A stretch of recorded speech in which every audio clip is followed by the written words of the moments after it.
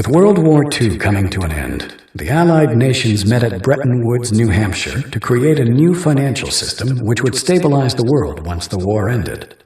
With America poised to enter a golden age of prosperity, the US dollar was chosen as the world's reserve currency. Under this new system, countries agreed to fix their currencies to the US dollar, and the US dollar would be tied to gold at a price of $35 per ounce. This meant that countries around the world could trade their currencies for US dollars, which they could then exchange for gold. This created a system where all currencies were essentially backed by gold. The strength of a nation's currency is based on the strength of that nation's economy. And the American economy is by far the strongest in the world. Accordingly, I have directed the Secretary of the Treasury to take the action necessary to defend the dollar against the speculators. I have directed Secretary Connally to suspend temporarily the convertibility of the dollar into gold or other reserve assets, except in amounts and conditions determined to be in the interest of monetary stability and in the best interest of the United States. By removing the link between gold and the US dollar, President Nixon created a system where all currencies were backed by nothing. This is what is known as a fiat currency. The average person is now forced to borrow well beyond their means, getting themselves deeply into debt. At first, this was to maintain a nice standard of living, but slowly, it has become necessary just to survive. By printing so much currency and devaluing it so heavily, it would seem that governments are essentially levying a hidden tax on their people.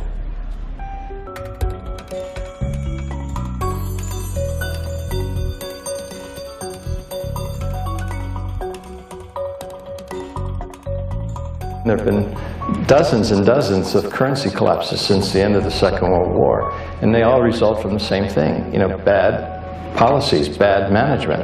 And the U.S. right now is pursuing bad policies. Central bank is doing a bad job managing the currency. And as a consequence, it's inevitable that the dollar is going to collapse. It's on this road that I call the fiat currency graveyard. But history has shown us that whenever a nation tried to run its economy using an artificial fiat system, the end result is always the same: disaster.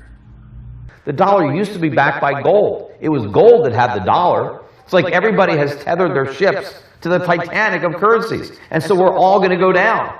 Gold is the only competitor to a national currency. Gold is money, and these national currencies are money substitutes that circulate in place of gold. Gold is what protects the people from the reckless policies of government. Gold is government chaperone. The government wants to be able to do whatever it wants. Gold stands in its way. So yes, gold is an enemy of big government, but it's a friend of freedom. It's a protector of individuals from government. It's not that the price of gold is going up, it's that the value of the dollar is going down. The price remains constant in terms of human effort and purchasing power. An ounce of gold today will buy the same thing it bought 2,000 years ago. If some catastrophic event happens, and we've seen them, how are you going to be protected? Gold is financial insurance. Would you rather have gold or fiat currency? The current financial system may be dying, but where there is chaos, there is also opportunity. We have millions of people now taking an interest in what is money, the question of what is money, what should it be? And they're learning, especially a lot of young people. Time for the people responsible to wring the last few dollars out of a dying system, but also for those able to see the cliff edge approaching. Time to protect themselves and their families from the imminent plunge. And in the end, that time may prove to be the most valuable commodity of all. There are these brief moments in history where the safe haven asset for the last 5,000 years simultaneously becomes the asset class that has the greatest single potential gains in purchasing power. We're in one of these cycles right now where money is the best investment. Get out of currency, buy money, and you're probably going to be able to buy a whole lot more stuff later. Don't let the banks and the brokerage houses and other people guide all of your decisions. Find out what's going on for yourself. Empower yourself.